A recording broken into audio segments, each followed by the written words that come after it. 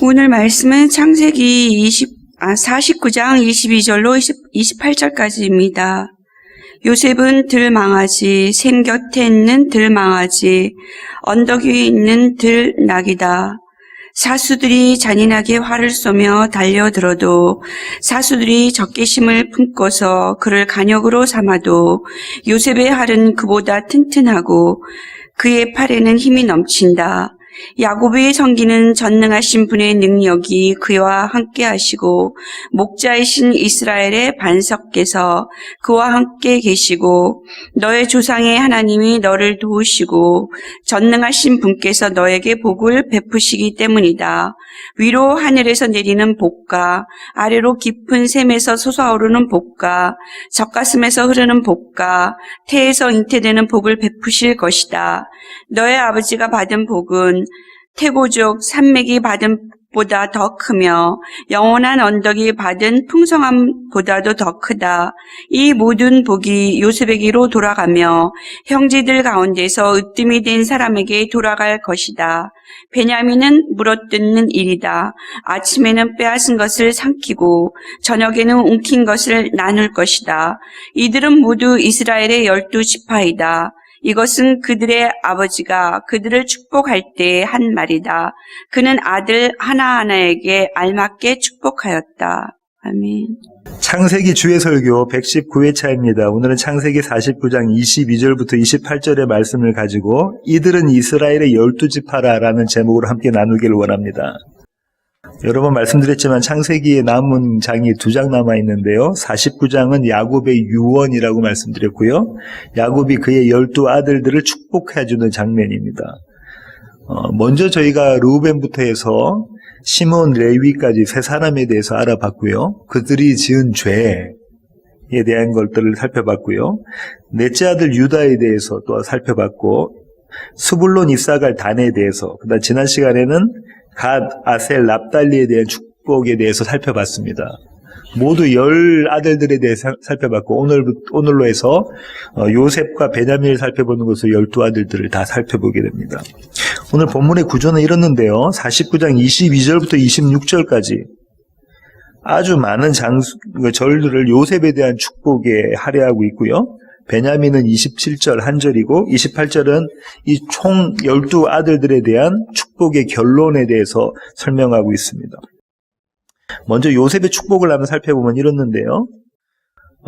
아까 강매 집사님 읽으셨으니까 이 요셉에 대한 축복을 12지파에 대한 축복은 2번이 나오잖아요. 한 번은 어디 나오냐면 창세기에서 이 이스라엘이, 다시 말하면 야곱이, 자기 이름이 이스라엘이잖아요. 이 이스라엘이 12아들들을 축복하는 장면이 한 번 나오고 또 한 번이 더 나옵니다. 모세가 가나안 땅에 입성하기 바로 직전에 모세의 유언이 이 축복이죠. 모세는 어떻게 요셉을 축복했는가 한번 보겠습니다. 신명기 33장 13절부터 17절 보실까요? 신명기 33장 13절부터 17절까지입니다.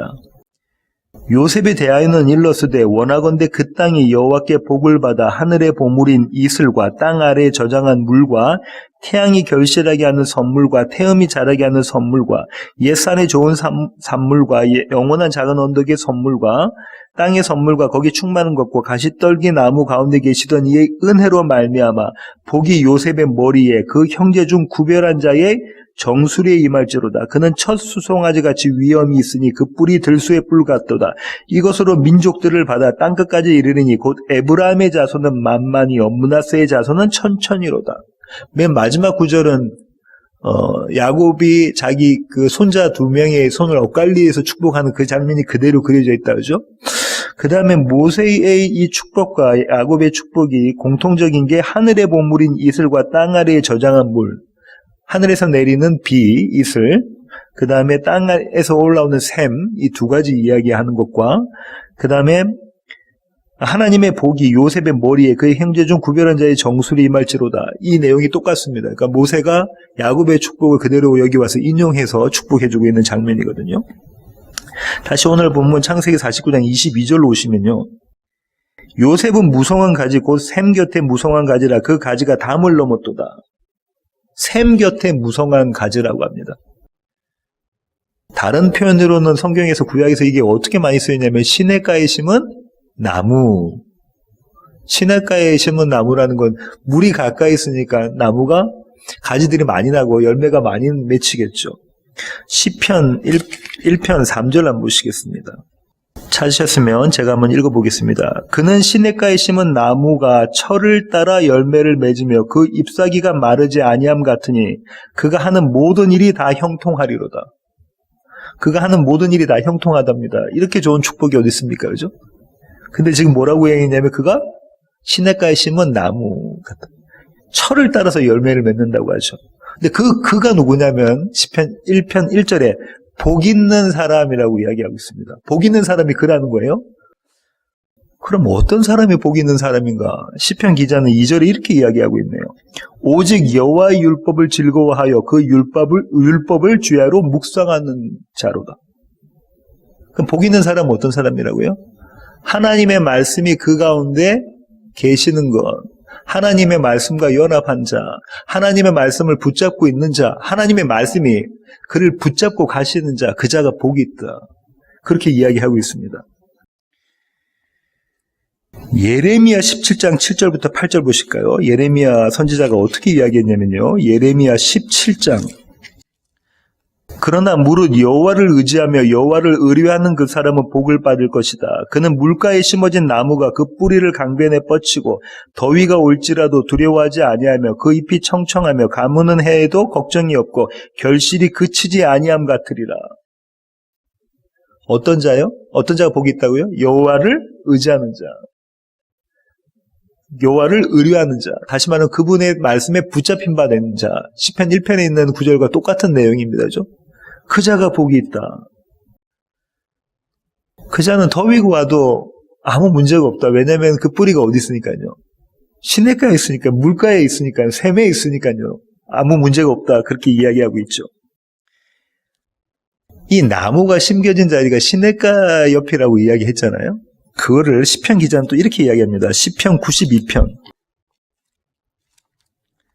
시편 92편 12절부터 13절 한번 보실까요? 시편 92편 12절부터 13절. 의인은 종려나무같이 번성하며 레바논의 백향목같이 성장하리로다. 이 의인하면 아까 그 여호와의 말씀이 붙잡고 있는 주야로 말씀을 묵상하는 자라고 생각을 갖고 계시고요. 이는 여호와의 집에 심겼으며 우리 하나님 뜰 안에서 번성하리로다. 어디에 심겼다죠? 여호와의 집에 심겨져 있다는 거예요.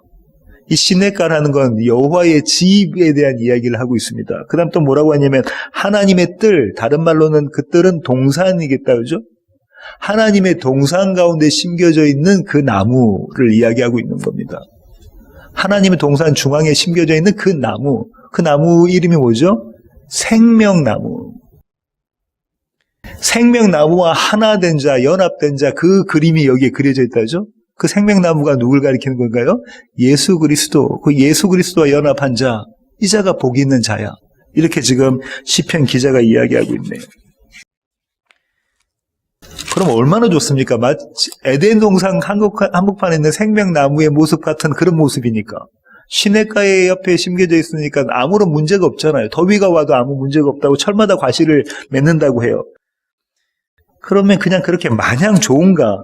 그렇지 않은 것 같아요. 요셉의 축복이 마냥 좋은가 하면 그렇지 않은 것 같아요. 다시 창세기 49장 23절 한번 보실까요? 활 쏘는 자가 그를 학대하며 적개심을 가지고 그를 쏘았으나 활 쏘는 자, 원수가 나타났다 그 얘기겠죠? 그 원수가 나타나서 그를 공격합니다. 원수가 나타나서 그를 공격하는데 그렇게 공격을 받는 사람의 심정이 어떤가? 다윗이 그 고백을 합니다. 시편 55편 3절부터 8절 보시겠습니다. 시편 55편 3절로 8절입니다. 찾으셨으면 제가 한번 읽어보겠습니다. 이는 원수의 소리와 악인의 압제 때문이라. 그들이 죄악을 내게 더하며 노하여 나를 핍박하나이다. 내 마음이 내 속에서 심히 아파하며 사망의 위험이 내게 이르렀도다. 다윗이 지금 어떻게 하냐면 자기의 원수들이 자기를 심히 핍박해서 자기가 어떻게 됐다고요? 죽게 되었더라는 거예요. 죽게 되었더라. 그 다윗의 마음이 어떤가 보실게요. 5절. 두려움과 떨림이 내게 이르고 공포가 나를 덮었도다. 그런가요? 우리 모두는 그렇다 그죠? 사망 앞에서. 우린 모두는 사망 앞에서 어떻죠? 두려움과 떨림이 내게 이르고 공포가 나를 덮었도다. 나는 말하기를 만일 내게 비둘기같이 날개가 있다면 날아가서 편히 쉬리로다. 내가 멀리 날아가서 광야에 머무리로다. 내가 나의 피난처로 속히 가서 폭풍과 광풍을 피하리라 하였도다. 그러면서 다윗이 뭐라고 구하냐면 여호와의 구원을 구합니다. 여호와의 구원을 구합니다. 화살을 쏘는 자가 원수라고 그랬잖아요. 그 원수를 잠언서 기자인 솔로몬은 이렇게 이야기하는데요. 잠언 25장 18절 보십시오. 성경은 활 쏘는 사람을 원수라고 이야기하거든요. 악인이라고 이야기하는데요. 자기의 이웃을 쳐서 거짓 증거하는 사람은 방망이요 칼이요 뾰족한 화살이니라. 이 원수의 모습이 어떻다고 이야기하고 있죠? 솔로몬이 자기의 이웃을 쳐서 거짓 증거하는 것. 거짓 증거하는 사람이 지금 원수다 이렇게 이야기하고 있습니다. 한 군데 더 보겠습니다. 그 다음 장 잠언 26장 18절부터 19절 18절부터 19절 횃불을 던지며 화살을 쏘아서 사람을 죽이는 미친 사람이 있나니 미친 사람이 있대요. 근데 그 사람이 뭐 하냐면 횃불을 던지고 화살을 쏘고 사람을 죽인다고 하는데 그 사람이 이렇게 이야기한답니다. 자기의 이웃을 속이고 말하기를 내가 희롱하였노라 하는 자도 그러하니라. 자기의 이웃을 속이고 내가 그를 희롱했다. 거짓 증거하는 자가 이 얘기다. 그죠? 성경에서 말하는 거짓 증거는 뭡니까? 거짓말 하지 말라. 이건 뭐죠? 진리를 보고 진리로 이야기하는 것이 참말이고 진리를 보고 진리가 아니야 하는 게 거짓말이라는 거죠. 왕을 보고 왕이라고 하는 게 참말이고 그렇지 않은 게 거짓말이라는 겁니다. 메시아를 보고 메시아라고 하는 게 참말이라는 거죠. 이렇게 희롱한 자리가 있었습니다. 사람들이 메시아를 보고 왕을 보고 진리를 보고 그거 아니야 하고 거짓말하고 희롱했던 자리가 있습니다. 마태복음 27장 27절부터 30절입니다. 이번 주일날 설교할 그 구절인데요. 마태복음 27장 27절부터 30절 한번 보시겠습니다. 이에 총독의 군병들이 예수를 데리고 관정 안으로 들어가서 온 군대를 그에게로 모으고 그의 옷을 벗기고 홍포를 입히며 지금 어떤 장면인가요? 예수님이 입고 계신 옷이 어떤 옷이죠? 그냥 일반 평민의 옷이죠. 근데 그 옷을 다 벗깁니다. 그리고 어떡하죠? 홍포는 누가 입는 겁니까?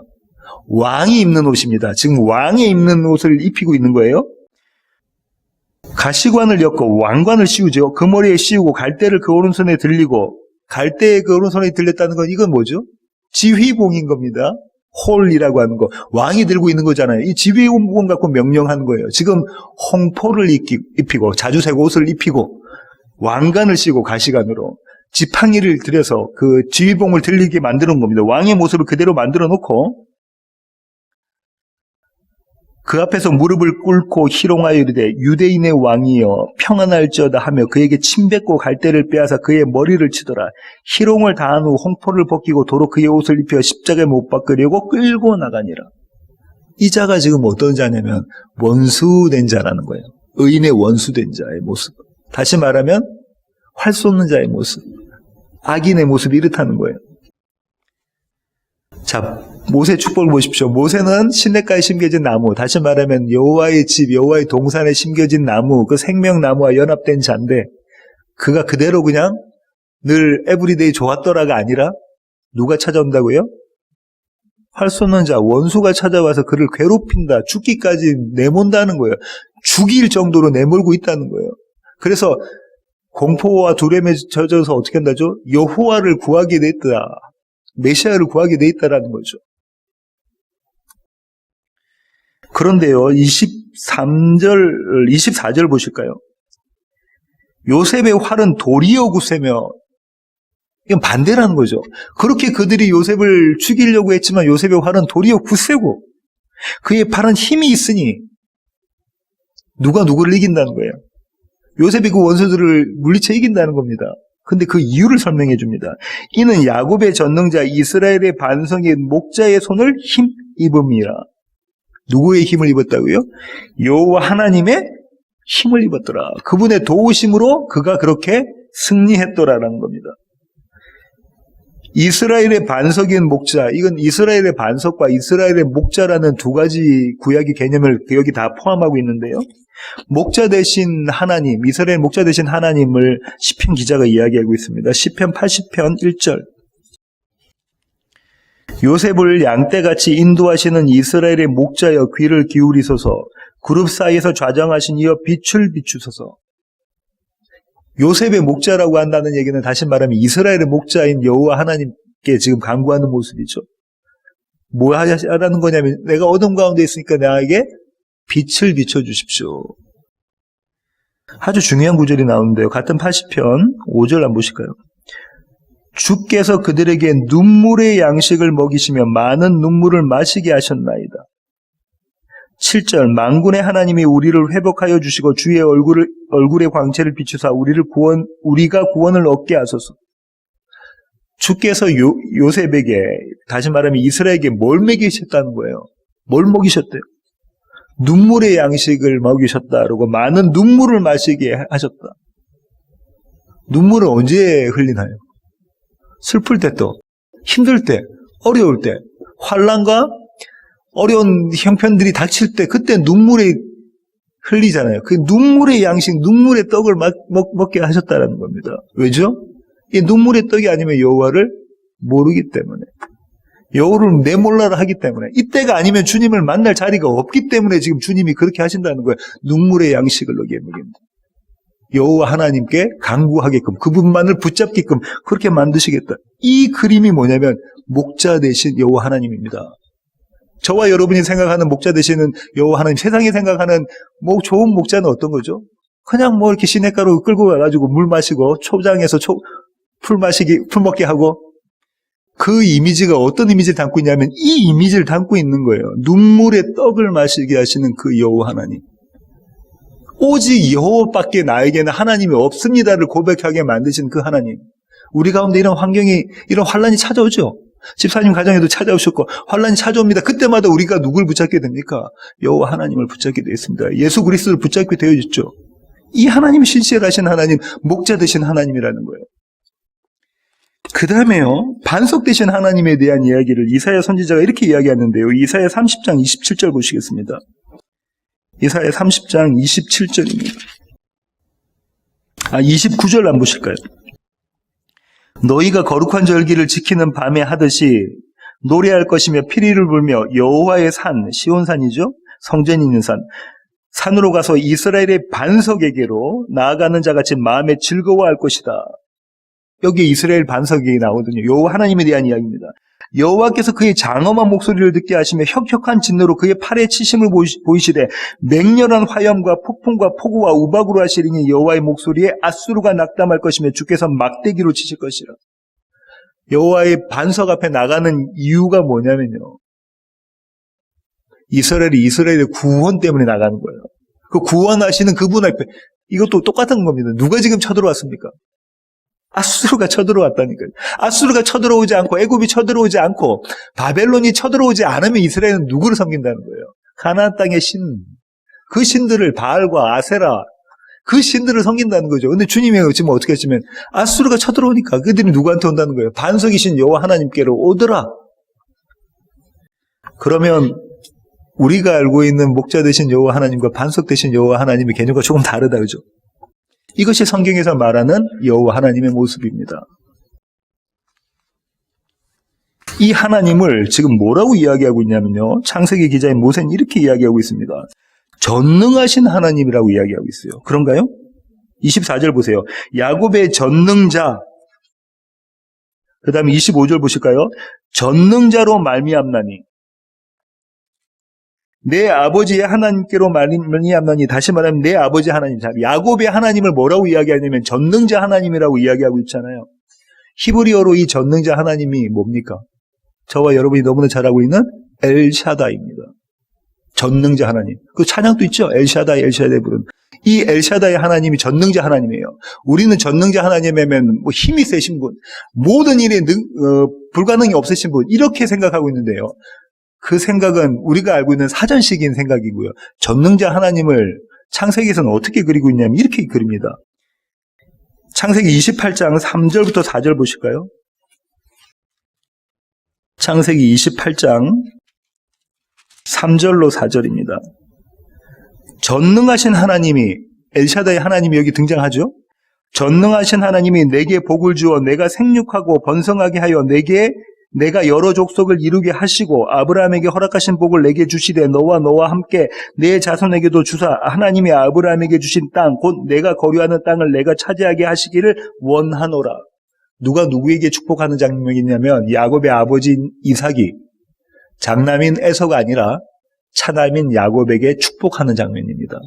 그가 어디를 떠날 때 고향을 떠나서 외삼촌 집으로 떠나가기 전에 축복하는 장면이에요. 뭐라고 이야기하느냐면 전능하신 하나님, 엘샤다의 하나님이 내게 복을 주어, 그 복이 뭡니까?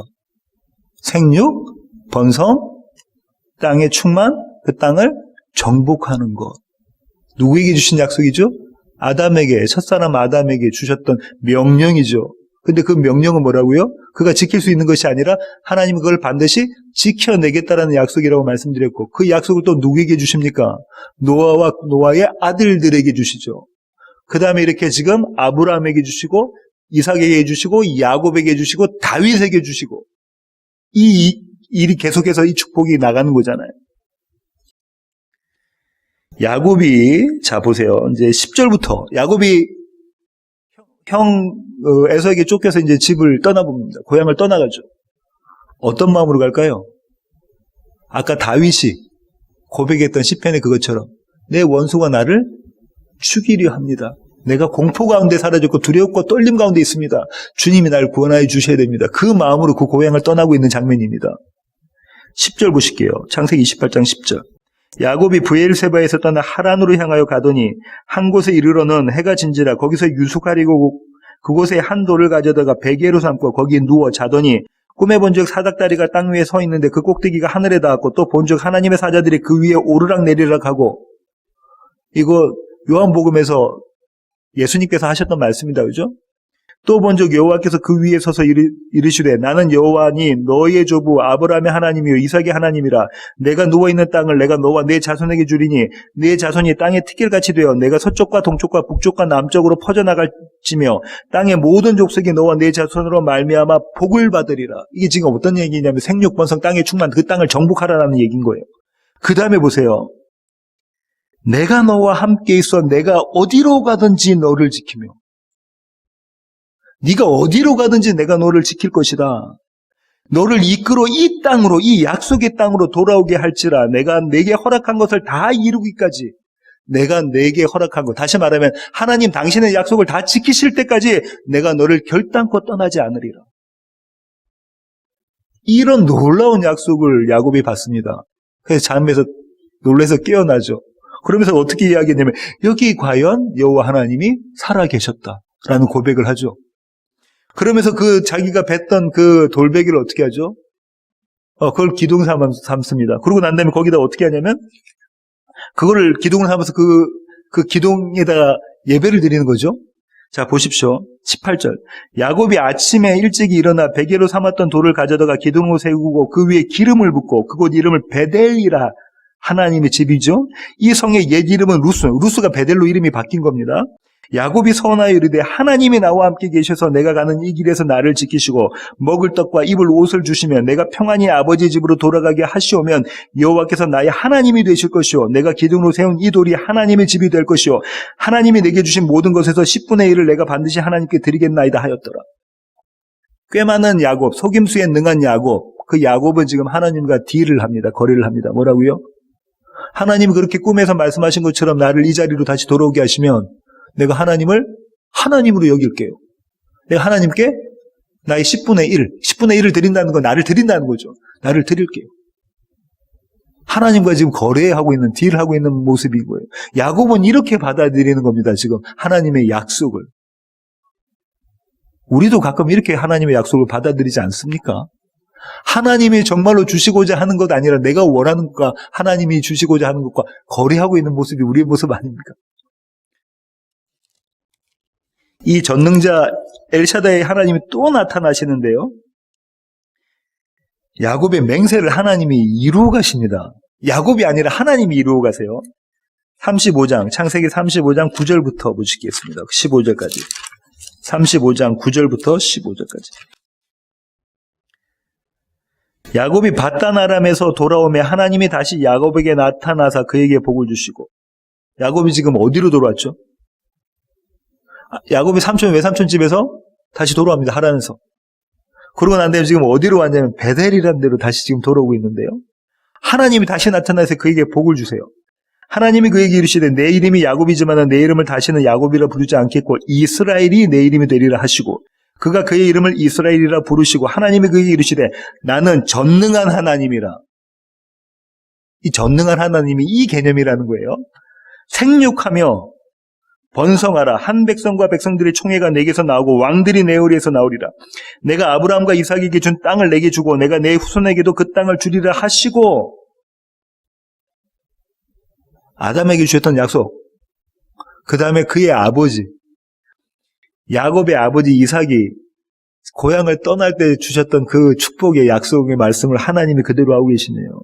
그럼 누가 지키시는 거냐면 지금 하나님이 지켜가고 계시는 모습입니다. 14절, 야곱이 하나님이 자기와 말씀하시던 곳에 기둥 곧 돌기둥을 세우고 그 위에 전제물을 붓고 또 그 위에 기름을 붓고 하나님이 자기와 말씀하시는 곳의 이름을 베델이라 불렀더라. 베델은 어떤 곳이냐면요, 베델은 어떤 곳이냐면 우리가 야곱처럼 하나님과 딜하는 우리의 원함이, 우리가 성취하고 싶어하는 우리의 원함을 달라고 했던 그 자리가 베델입니다. 그럼 보세요. 야곱이 여호와 하나님을 그 당시 여호와 하나님으로 여겼을까요? 아니면 바알과 아세라와 똑같은 하나님이라고 여겼을까요? 바알과 아세라와 똑같은 하나님이라고 그는 여깁니다. 왜냐하면 그 하나님을 아직 경험을 못 해봤거든요. 자기의 꾀로, 자기의 계획으로 지금 뭐 하고 있는 거죠? 난 장자권을 받아야 돼 라고 했던 자입니다. 그렇게 장자권을 만들어낸 자예요. 세상의 장자권을, 그죠? 하나님은 이미 창세전에 그에게 장자권을 주시겠다.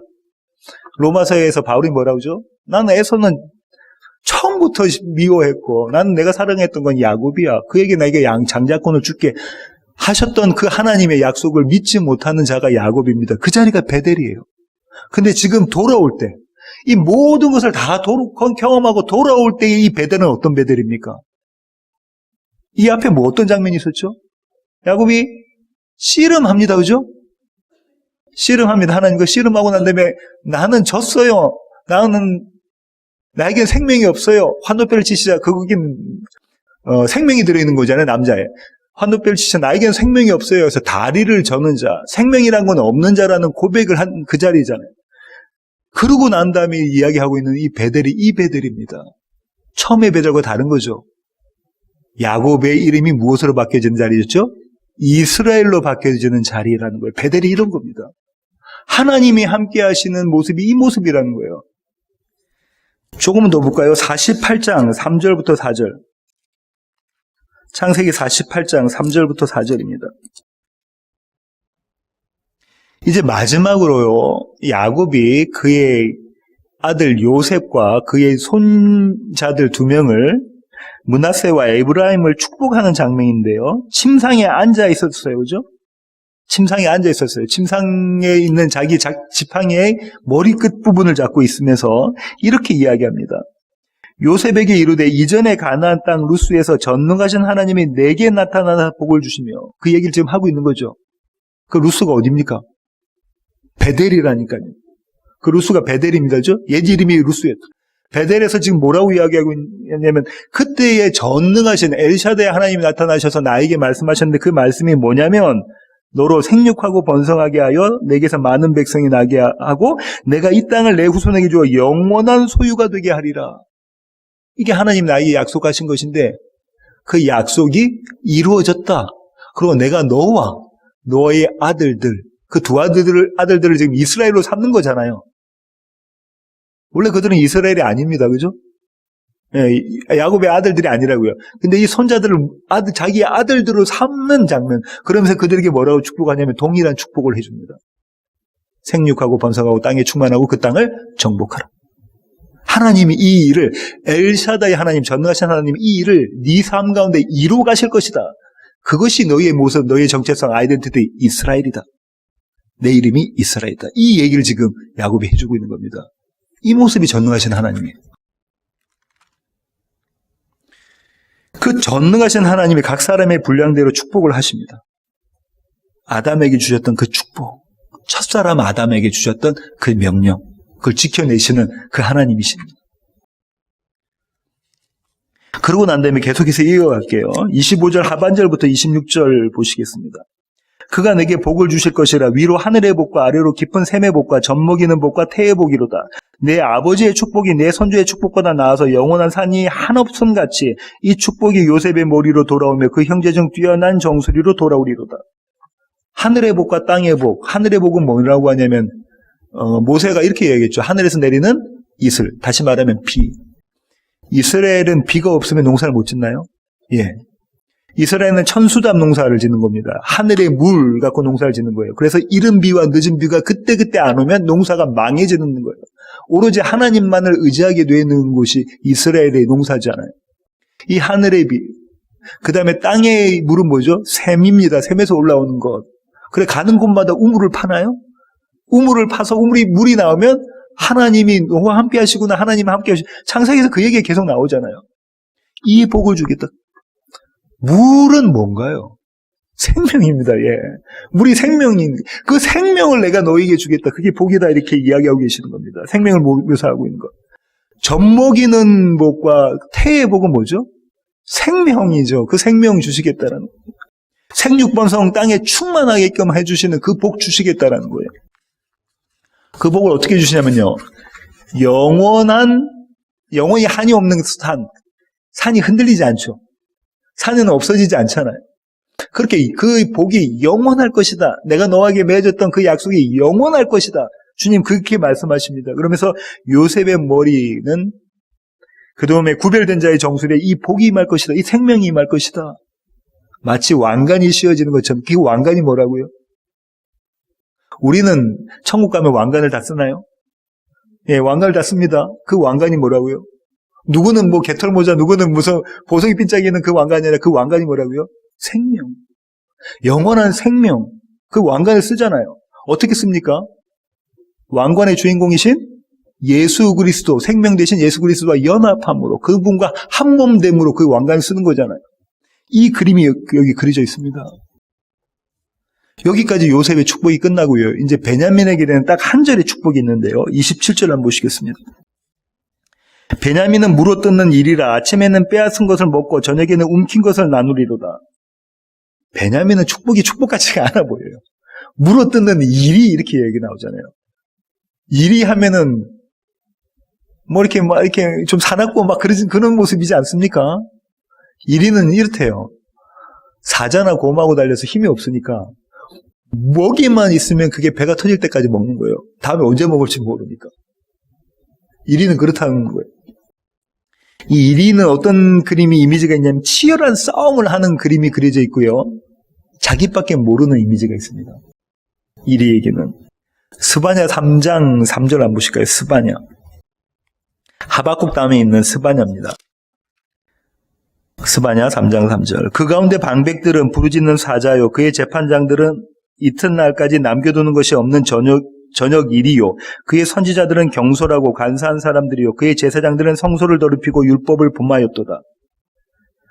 지금 재판장을 뭐라고 이야기하냐면 이튿날까지 먹을 것을 남겨두지 않는 저녁 일이, 밤 일이라는 거예요. 밤에 돌아다니는 일이라는 거예요. 누구누구 이야기하고 있냐면 방백 이야기하고 있고 재판장 이야기하고 있고 선지자 이야기하고 있고요. 그 다음에 제사장 이야기하고 있는 이 모두 다 거짓.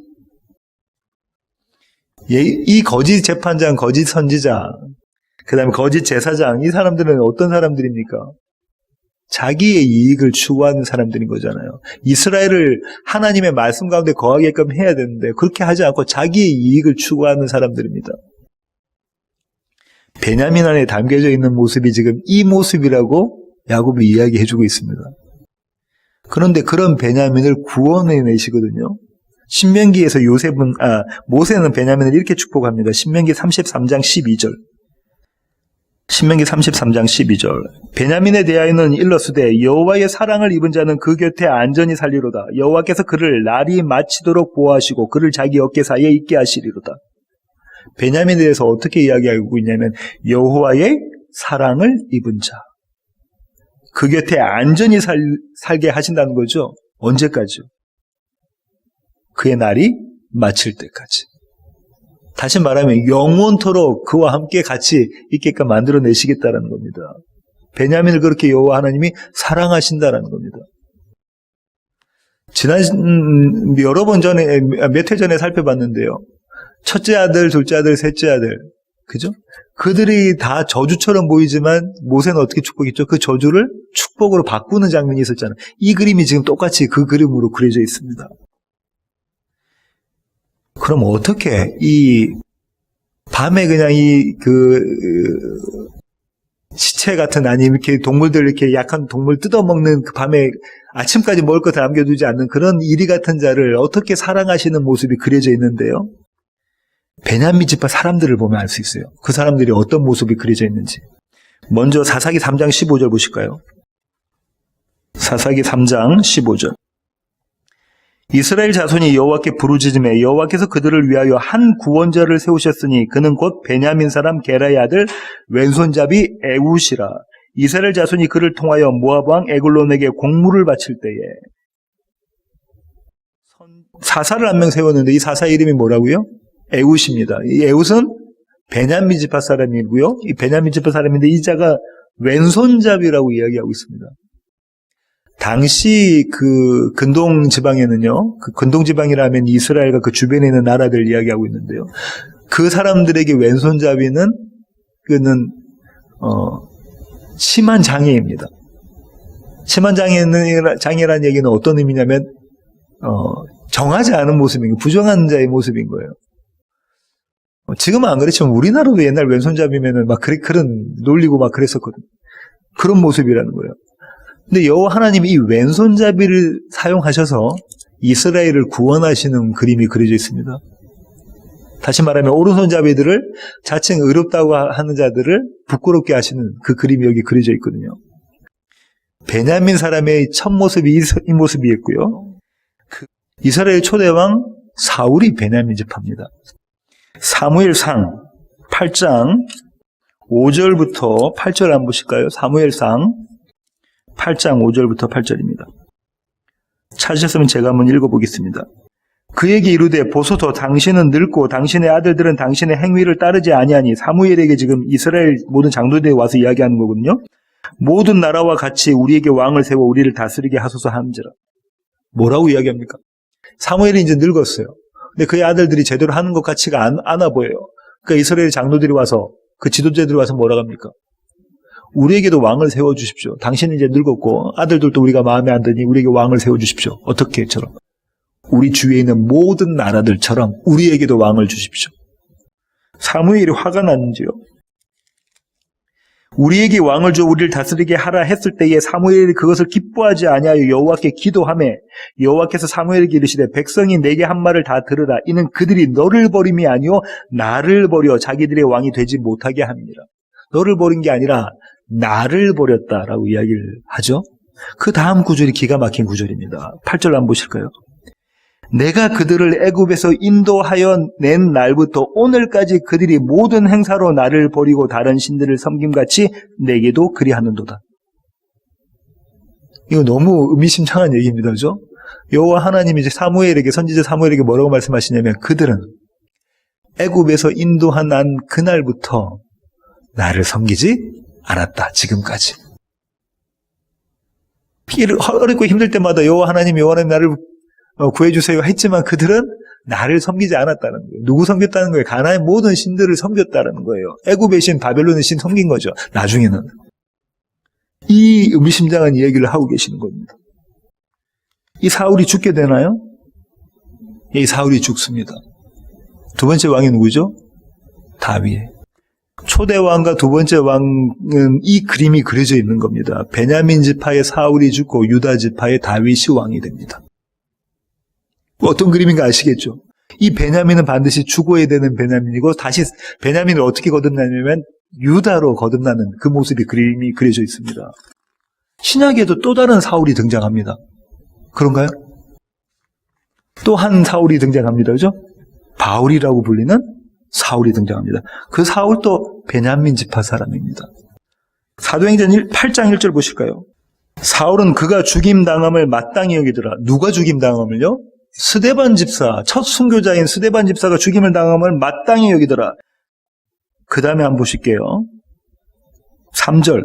사울이 교회를 잔멸할세 각 집에 들어가 남녀를 끌어다가 옥에 넘기니라. 열심히 보이나요? 하나님의 뜻과는 상관없는 열심히 보이나요?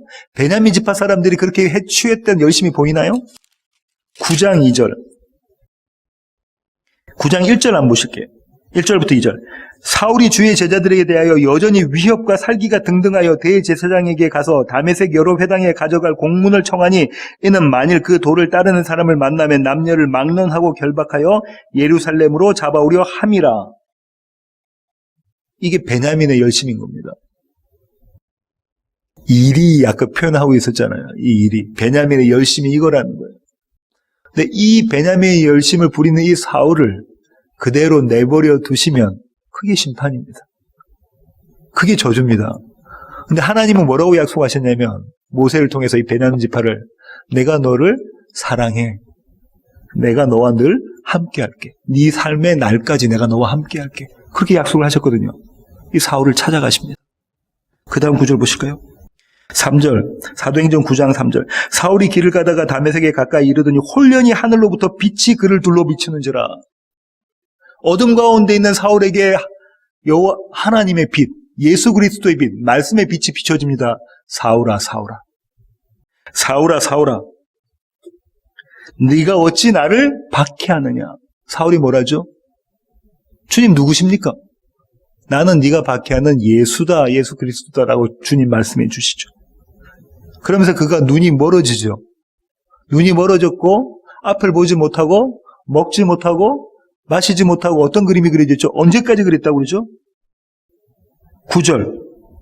사흘 동안 보지 못하고 먹지도 마시지도 아니하더라. 어떤 그림이냐면 사울이 죽었더라라는 거예요. 모세를 통해 베냐민에게 약속하셨던 그 약속이 바울에게 일어난 거죠. 여호와의 사랑을 입은 자는 그 곁에 안전히 살리로다. 그의 어떤 열심과 그의 어떤 잘남과 그의 어떤 노력으로가 아니라 여호와의 사랑을 입은 자는, 창세전부터 여호와의 사랑을 입은 자는 그렇더라라는 겁니다. 오늘 설교의 결론을 맺겠습니다. 야곱이요, 이스라엘이 자기의 12아들들을 다 이렇게 축복하고 난 다음에 맨 마지막에 한 구절을 남겼는데요. 그게 49장 28절입니다.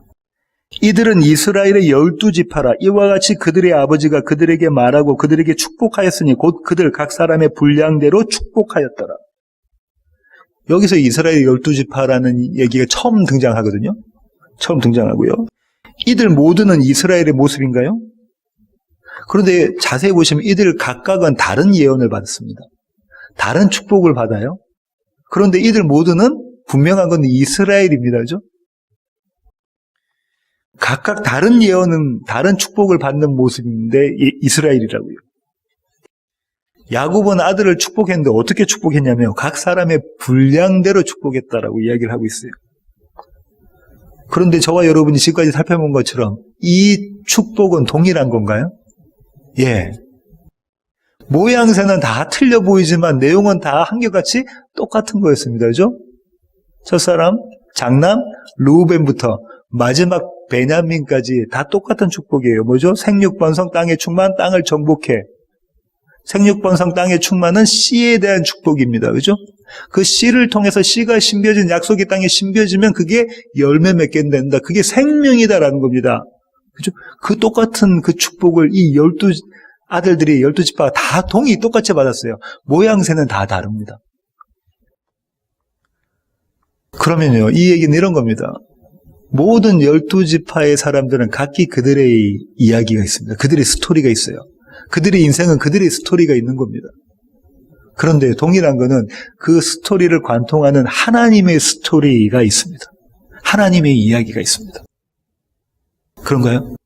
마치 우리처럼, 저와 여러분처럼. 저와 여러분의 삶이 다 똑같은가요? 우리의 삶은 다 다르지만 하나님의 택하신 백성 안에는 하나님의 스토리, 하나님의 이야기가 동일하게 담겨져 있습니다. 그런 자들이 이스라엘이다, 교회다 이렇게 이야기하고 있는 거예요. 모든 자리가, 그럼 저와 여러분이 걷고 있는 이 모든 자리가 복의 자리라는 거예요. 생명이 부어지는 자리입니다. 누군가는 선교지에 가서 선교를 할 수도 있고요. 누군가는 다른 일들을 할 수 있어요. 사업을 하실 수도 있고 여러 가지 일들이 하실 수 있어요. 하지만 동일하게 그 자리가 복이 부어지는 자리라는 거예요. 예수 그리스도의 생명으로 함께 하시는 자리라는 거예요. 그렇게 복받은 이스라엘이 엘샤다의 하나님을 찬양할 수밖에 없죠. 야곱이 지금 그랬던 겁니다. 자기의 평생에 자기의 힘으로 여호와가 누군지도 모르면서 그 여호와가 딜하고 거래하면서 당신이 날 축복해 주시면 내가 당신에게 이런 거 해드릴게요. 우리 그러지 않습니까? 우리 서원 기도하면서 주님 이번만 이거 해주시면 제가 주님께 이거 할게요. 새벽기도 나가고요. 11조 앞으로 안 빼먹고요. 여러 가지 선교, 단기 선교 내가 다 할게요. 마치 야곱처럼 우린 딜을 하지 않냐고요. 처음부터 애시당초부터 내가 너를 사랑했다. 그 사랑으로 붙잡고 가시는 하나님의 여심, 하나님의 신실하심, 하나님의 미쁘심을 경험한 그 야곱이 요셉과 그 아들에게 동일한 축복을 합니다. 이 하나님이 엘샤다의 하나님, 전능하신 하나님이야. 그 자가 이런 노래 부릅니다. 지난 시간에도 한번 같이 살펴봤던 시 23편 보시겠습니다. 다윗의 시 23편입니다. 여호와는 나의 목자시니 내게 부족함이 없으리로다. 그가 나를 푸른 풀밭에 누이시며 쉴만한 물가로 인도하시는도다. 내 영혼을 소생시키시고 자기 이름을 위하여 의의 길로 인도하시는도다. 내가 사망의 음침한 골짜기로 다닐지라도 해를 두려워하지 않을 것은 주께서 나와 함께 하심이라. 주의 지팡이와 막대기가 나를 안위하시나이다. 주께서 내 원수의 목전에서 내게 상을 차려주시고 기름을 내 머리에 부으셨으니 내 잔이 넘치나이다. 내 평생의 선하심과 인자하심이 반드시 나를 따르리니 내가 여호와의 집에 영원히 살리로다. 이 노래 부르시는 세워지는 교회 모든 교회 가족 되기를 원합니다. 기도하시겠습니다. 주님, 그렇습니다. 오늘까지 해서 야곱의 12 아들들을 하나님께서 어떻게 축복하셨는가를 저희가 살펴보았습니다. 각기 각 지파마다 그 아들들마다 모양새는 다르지만 그들의 삶의 모습들은 다르지만 동일한 축복이 있는 것을 보았습니다. 생명, 예수 그리스도가 그들에게 있는 것을 보았습니다. 하나님, 이것이 은혜입니다. 나의 어떠함, 나의 열심이 아니라 하나님의 열심으로, 하나님의 미쁘심으로, 그분의 신실하심으로 이 약속을 지켜가시는 것을 저희가 보았습니다. 하나님, 그래서 주님, 저희가 주님께 이런 노래를 들려드립니다. 내가 여호와의 집에 영원히 거하리로다. 하나님, 이 은혜로 살아가는 세워지는 교회 모든 지체들 되게 하여 주시옵소서. 이제는 우리 주 예수 그리스도의 놀라우신 구원의 은혜와 하늘 아버지의 크고 극진하신 사랑과 우리를 날마다 이스라엘로 삼으셔서 그 이스라엘로 만들어 가시는 성령님의 충만하심이 이제 주님 앞에 머리 숙인 세워지는 교회의 모든 지체들 머리 위에 이제로부터 영원토록 함께 하시기를 예수 그리스도의 귀하신 이름으로 간절히 축원하옵나이다. 아멘.